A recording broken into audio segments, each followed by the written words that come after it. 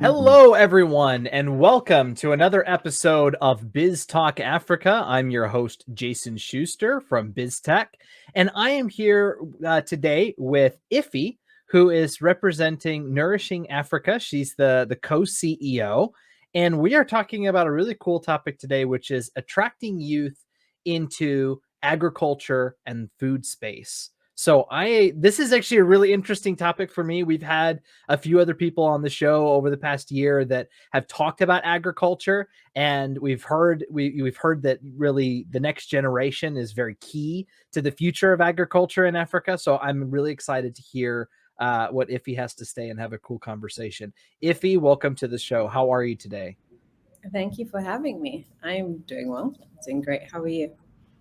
I'm doing fantastic. And where are you calling in from today? I am calling in from a rainy Lagos, Nigeria. Thunderstorms and all. But yes. Excellent. Very, very good. Well, Iffy, if you could take a few minutes and tell the audience a little bit about you. Okay. My name is Umunna.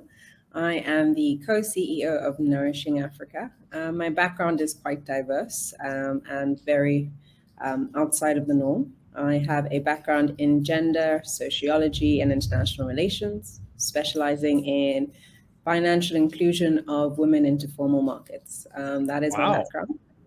And as the title basically says, my goal in life is really to see more women involved in lucrative areas of business. Very, very cool. Now, what led you from that background to Nourishing Africa? What attracted you to get involved in agriculture? So interestingly enough, I had, I would say my dad. I was in university at the time, and I was looking for internships, and my dad thought I was living in South Africa at the time, and my dad thought, you should do an internship at Sahel Consulting. They're a management consultancy firm focused on agriculture and food in Nigeria. I did not want to be in agriculture. I had the perception that agriculture is not something young people willingly go into. Sure. But my dad was quite persistent. As such, I went to Nigeria and did that internship, and that really changed my viewpoint on agriculture and food, and seeing that agriculture is not just about farmers and being on the farm. And thereafter, I went on to do my master's and whatnot. But Ndidi Nwuneli, who is the founder of Nourishing Africa, had this idea of what is Nourishing Africa today, and asked if I wanted to be involved in the creation and the piloting of what Nourishing Africa is today. Okay, that's perfect. I love that story, and it's funny how we end up in places where we didn't really think we'd be. Yeah. But yeah, very, very cool. I love that. And you got to love dads for encouraging us to, reach up higher and look for things. So I love that. Well, so that kind of leads me to the next thing, which is Nourishing Africa. What is it? Tell us about Nourishing Africa. What are you guys doing? Definitely. So Nourishing Africa is a knowledge and membership platform aimed at helping agri-food entrepreneurs from farm to fork scale their businesses. Wow. We quickly realized that agri-businesses, particularly small SMEs, really struggle to scale. And they don't know each other. Most agripreneurs, as we call them, won't know who else is working within their space within the same city, for instance, or the same region.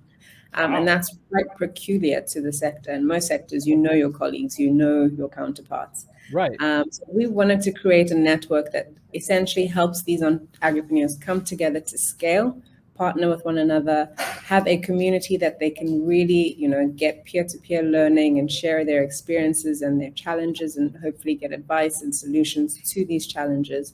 As well as help more SMEs scale with the overall vision of us as Africans being food secure across the continent. Okay. I love that vision. I love exactly what you're talking about. And I do think One thing, let me back up. One of the themes that we've kind of seen on this show is that the future of business, and Africa is really starting to lead in this area, is collaboration, just working together rather than fostering competition, but looking for opportunities to collaborate and work together. And you're kind of facilitating that within this space. Exactly. I love That's it. really the goal, and it's really to ensure that we know that you can't do it alone. There's nothing in this world that you can really do alone. You need partners. You need people to really go on this journey with you, and that's the idea of nourishing Africa. I love it. I love it. Now, you're located in Nigeria. Are you primarily focused on Nigeria, or are there other countries in Africa that you've kind of branched out into? So we are Pan-African. We have members from across the continent. Currently, over 1,300 SMEs across 37 countries in Africa, hoping to Wow. couple by the end of the middle of next year, really. So we work across the continent. We have team members all over the place. And for us, it's not just about one country. We really want to be food secure as an entire continent. And then eventually net exporters of food to the world, because we see no reason why Africa shouldn't be, the breadbasket of the world. You know what? I couldn't agree more with that statement, because there is no reason why Africa can't be a major food exporter, because there's so much there. There's so much land, resources, and people. It should be a thing. So Yeah. what is holding Africa back from being a major exporter right now? This is a little off topic, but I'm just curious. I want to hear your perspective. Yeah. I would put it at three key areas. The first is infrastructure. In order for us to truly realize our potential, I think there needs to be some key infrastructural changes and improvements made across the board, regardless of where you are on the continent. Something as simple as roads, safe roads, sustainable roads, and so forth. Stable electricity, affordable electricity. And then another aspect, which is dear to me, is more the idea of ensuring that there's equitable distribution of work, of payments, and so forth. You really find that the big players are doing really well across the board. But you still find the smaller SMEs, who are really the ones that are driving growth in the communities, are not as far as they should be. And when it comes to the agriculture space, you get the darling businesses that receive all the grants and the funding to really scale, and then you get those that don't have the opportunity. So it's very unbalanced and unequal in that sense. And I think the last aspect is around youth. We know that the average age of someone within the agriculture and food space is 60, and that's a big problem. Oh, And we do not utilize 60. That's the average age. 60. Wow. That's crazy. So at this point, I it didn't mean to really cut is. you off. That's just wild. So it's a problem. It's a huge problem. It's despite the fact that 60% of the continent are categorized as youth under the age of 25. So that means we don't have young people entering the agriculture and food space. And that's a huge problem, because young people are the innovators. They have the new ideas. They are more forward thinking. They have the tech abilities and so forth that you really need to push agriculture forward, or any sector really forward. Absolutely. I would say that's another theme that we've seen on this show this year is that Africa is young, and the youth are really the future of wherever Africa is going to go as a continent in the next little while. It really is based on what the youth decide to do, because that is, like you said, 60% of the population being under 25. I I would say, based on those numbers, and we know that Africa's population is over a billion people. Africa might have some of the strongest, largest youth populations on Earth. Definitely, we are the largest youth population on Earth. That is definitely a fact. And that's why I think it's really, really important that anything that we do, it doesn't even need to be agriculture. You have to incorporate youth, because otherwise it will die off with the older generation if you're not incorporating youth. That's right.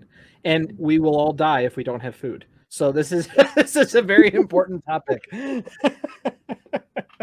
Yes, we will. Absolutely. Well, this is actually a perfect segue into our topic, as we mentioned earlier, which is, okay, how do we attract youth to this sector? Um, Funny enough, I watched a video recently that it was a panel discussion in person, despite it being COVID related. But essentially, someone in the audience, a lady in the audience, asked the panelists, "How do you make agriculture sexy?" Because nobody wants to enter a sector that is seen as unattractive, unfulfilling, not profitable, and very much something that their forefathers did. Because we know that youth today are not looking to do what was done many years ago. That's something that is very distinct to young people of today. They rarely look back at historical ways of life to dictate how we move forward. And I think has really struggled to showcase the different ways in which you can be involved and not be a farmer. One thing that really irks me individually is when I say agriculture and the next thing someone says is farmer. Because I can be in tech and be in agriculture, I can be in marketing and be in agriculture, I can be a presenter and present about agricultural news. And I find that oftentimes we talk about agriculture and the only thing that comes to mind is a farmer or a farm. And I'm not saying that that is not, the a great part of agriculture. It is. It's a very big part and it's an important part, but it's not the only part. And I find that when I talk to young people, which I am one included, I tend to not discuss farming because that's not where our mindsets are at. I talk about ag tech. I talk about the digital innovations going on with drones and sensors and the research being done as to how to plant huge crops in your backyard and things such as that, and how to really engage on a different aspect of agriculture. So for me, I really think it's about the packaging, how we are marketing agriculture. Because right now it's not doing very well in trying to get young people on board when you have things like the tech and fintech happening across Africa that's driving a lot of youth into the sector because it is exciting and it's something that they haven't seen before. Whereas agriculture is seen as something that we've been seeing our whole lives. Right. Absolutely. Now, let me ask you a question. I mean, you're absolutely right. Agriculture is traditionally not painted as sexy here in the US, definitely so. But I would imagine that there's a little bit of conflict in the sense that Africa is getting more infrastructure, more connectivity, and we're seeing tech starting to explode in Africa, especially fintech, because fintech, there's a lot of solutions that need to happen in Africa regarding payments and that kind of thing. Is it that the youth are trying to move into the future as they perceive it, and agriculture seems like a step back, kind of like you said with forefathers, but it just I don't know, how would you address that issue? I think for a lot of young people today, I mean, we're more connected than we've ever been. We are more connected to the world. So you see that we know more about what's happening outside of our communities or what's happening outside of the areas that we live. And we know that tech is the future. We've seen what's happening in the US or in, Singapore or wherever the case may be. Right. So for a lot of young people, you know that right now tech is what is in. And when you think of agriculture, you don't think of tech. And therefore, I think you want to be part of the movement of the future. You do not want to be stuck in the past. And I think for that reason, it's really important that for all of us within the African agriculture space, that we show the different ways that if your love is tech, there is tech within agriculture and food. If your love is marketing, there's so much to do within the marketing space, within the sector. But I think it's really important to showcase what can be done outside of what is already known, which is farming. And even within farming, there are so many ways to improve what we typically know as farming. We've seen drones, incorporated sensors. There's so much you can do with a smartphone that, that would change the way you even, perceive farming in itself. I love that. I love that. We had a guest here maybe 6 months ago, and that was this an agripreneur, as you coined it earlier. I love that. And one of the things that they were doing was soilless farming. So it was there was a lot of technology involved in that process because it's not traditional farming at all. So it's not just there's hardware, there's the hardware tech side and the software tech side, and what you're saying, there's opportunities in both of these areas for hungry entrepreneurs no pun intended, by the way, to to go. Yeah. We're talking about food here. To really to build something amazing, and that's that you're really trying to get that message across to the youth.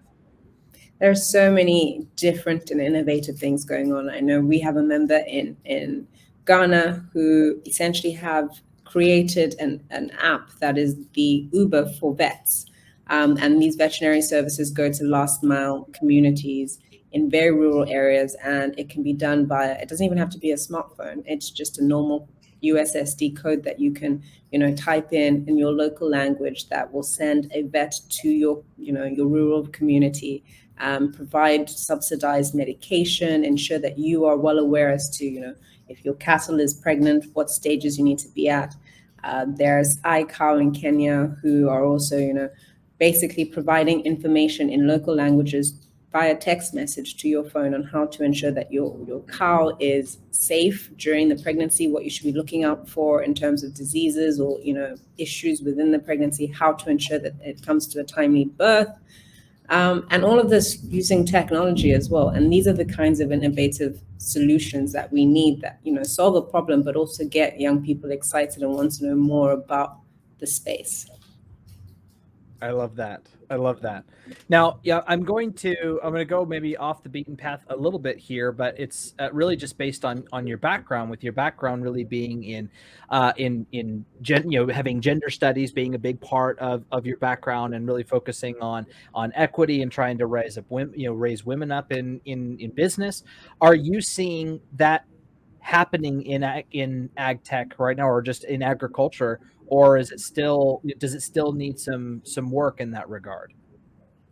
I mean, it's happening, but not at the rate and the speed it should be, in my opinion. I think naturally we know that women are heavily involved in agriculture and food, but they're at the ends of the value chain that are less lucrative, which is, the very beginning and the retail aspect. They're not rarely in processing or in manufacturing and so forth. But I know that there are a lot of, business support organizations, a lot of other organizations that are actively working to ensure that within their projects or their initiatives, there's a gender component to ensure that women are integrated into worthwhile and sustainable aspects of the project or the value chain. But I think in terms of getting more women involved, it is not something that will be done organically. It is something that takes active work for various reasons, including just the position of women in communities, in households, the double or triple burden at times of women, and their ability to commit to things outside of their home, for instance. So it will take a while, but I'm really pleased with the progress so far, and I think we should speed it up. I personally believe that there is no reason as to why women should not be or should not have several seats at the table and not just one. And there's no other sector within my knowledge that can really absorb as many people and women into a sector that will give them meaningful work that is paid and that is of value other than the agriculture and food space. Right. Absolutely. Now, last question on this. We'll move back to the other topic. You have me curious. What else do you think needs to be done in that regard that's not being done right now? I think when it comes to integrating women, I think the first aspect or thing that is not being done is actively seeking ways to integrate women sustainably. So if you have a project that's going to last 4 years and you say you want 50% women, what happens when the project is over? Are they going back to their normal lives? Are they going back to the lives that they had before the project started? I think there's a lack of sustainability as to how are women going to 50 women in this project and they're going to earn this much. But you often don't think about what happens to that money or who is behind. Does she have a father or a husband that is essentially saying, you can do all you want, but at the end of the day, this is going to be my money? Are they, bankable in the sense that they actually have agency? And I think there's a gap in ensuring that when you're helping women, you're doing so in a way that is truly giving them agency. And you're not just saying that you have 50 women in your project, or you have 50 women on board, and they're not really reaping the benefits of whatever the project has. They're simply a middleman to the next man. Right. Absolutely. Absolutely. No, I appreciate your insight on that. It's very, very, very helpful. Okay, moving back to the original topic. So one thing that you said a little bit earlier, we have to make, one of the key things here is making agriculture look sexy. So what are some other ways that we haven't discussed yet that we can make agriculture look sexy for the youth in Africa? I think it starts at a very early age in school. Within most contexts within Africa,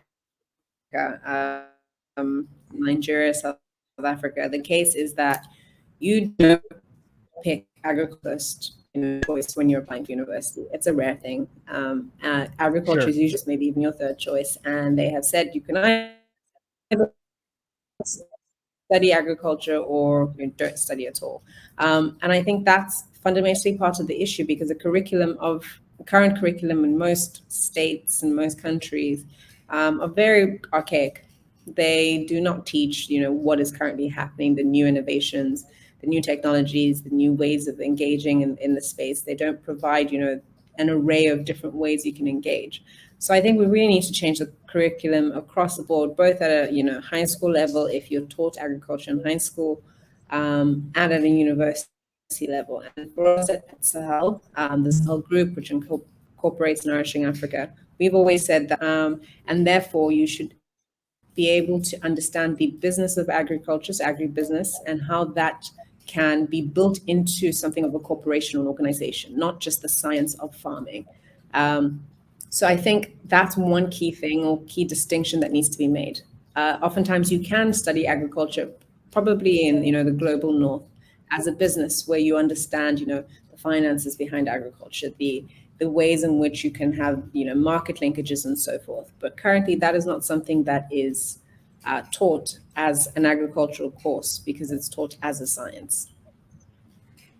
Right, absolutely. And it's education is another big, it's a common theme that we've heard from our guests on the show, that there's a lot of change and reform that really needs to happen in education, specifically public education.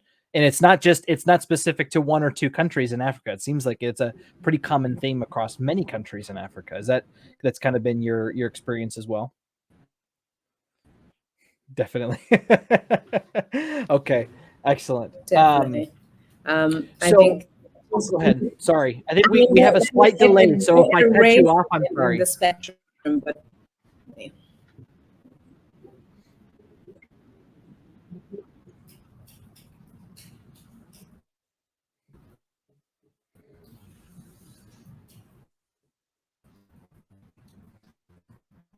Go ahead. Yeah, sorry. I think we have a large delay. Keep going. I wanted you to keep going. I apologize. No problem. I was just saying that I think the education spectrum ranges. You have some really incredible institutions, but overall we need to have some form of consolidation when it comes to how agriculture is taught, and it needs to be taught as a forward-thinking sector, as a forward-thinking curriculum, and not looking at the past as well. Got it. Okay. Now, we've a lot of this show, a lot of our guests have been entrepreneurs, but obviously this sector is so big that it doesn't just need entrepreneurs, right? It also needs people who are providing essential skills to that market as well, correct? But where do you feel the biggest gap is in either skills or entrepreneurs? Where do you think the focus really needs to be?